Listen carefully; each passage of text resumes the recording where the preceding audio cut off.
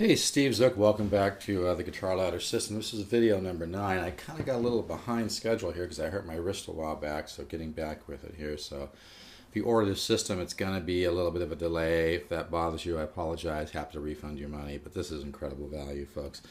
Anyway, I'm going to continue, and I'm going to make these a little bit shorter. Here's my A, by the way, which may not be exactly at concert pitch, but sometimes I tune a little bit lower. But don't worry about it. Here I'm going to show this diminished scale. The diminished is such a wonderful color, and part of the Guitar Ladder system is learning to visualize color and sound.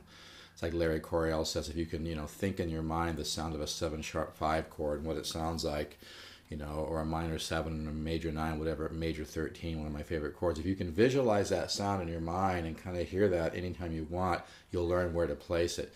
But right now, the diminished is such a great color, gives you a little bit of a nice outside, but then it can kind of weave back inside tone. This is the scale I'm going to show you today, which is, it's really easy to remember because you start on the F here, a half step, and then you do a whole step and go a half step like this, okay? So you can see what I'm doing here. Starting on F, and then you go here on B, half step. So it's then here on the F on the 3rd fret of the D string, and then you go up a whole step, half. See what I'm doing there? I'm going to try to make some slight adjustments here. Now I'm on B in the 4th. Half step, whole step, half step. Then you go here, F, half step, and then a whole step, half step, 7th fret beat. So you get this kind of color.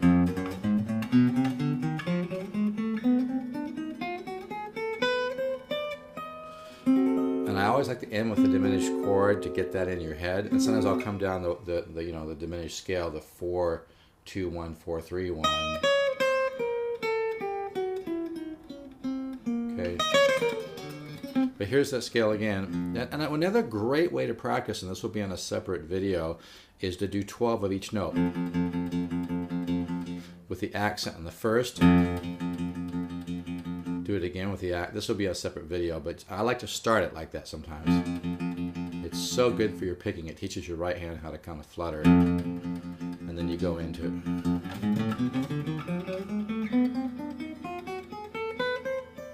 I like to come down the 4, 2, 1, 4, 3, 1, 4, just to get that sound in your head.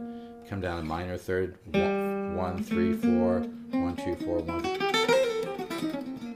So maybe this scale, and a good way to do it too is to accent the first note of each string. You're doing 4 notes on each string, accent that first note. Bam, bam, bam, bam. Okay? So you can see on the 1st fret, 2nd fret, 4th fret, 5th fret, B on the 2nd fret of the A string, C, D, E flat, on the F, F sharp, G sharp, A. So you can see what I'm doing. B, C, D, D sharp, F, F sharp, G sharp, A, B, C, D, D sharp. So you have, again, it's good to do 12 at the first. It's kind of good for your picking.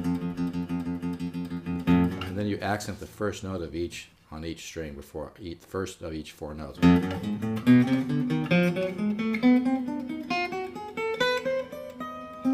Maybe you come down the 4, 2, 1, 4.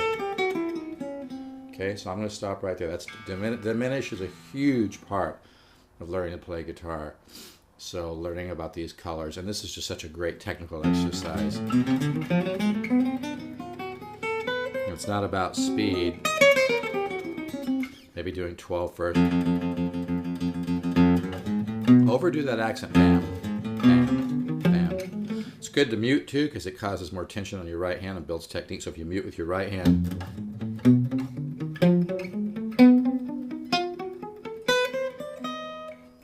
it builds technique. Okay, so diminished. All right, slow and clean. All right.